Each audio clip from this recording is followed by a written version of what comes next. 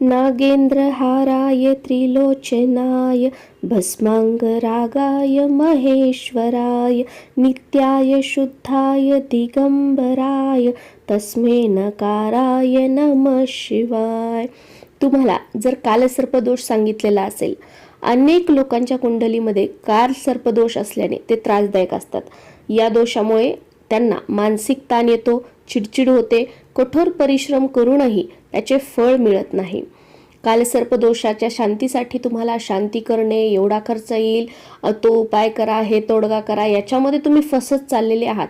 तर हे 1.5 ते 2 मिनिटं लागणारे फक्त 5 ते 6 ओव्यांचे स्तोत्र दररोज म्हणायला सुरुवात करा. कोणत्याही सोमवारपासून सुरुवात करा किंवा अगदी ज्या दिवशी तुम्ही हा व्हिडिओ बघताय, ज्या दिवशी तुमचं मन तुम्हाला सांगतं की मला हे स्तोत्र म्हणायचं आहे, त्या दिवसापासून म्हणायला सुरुवात करा.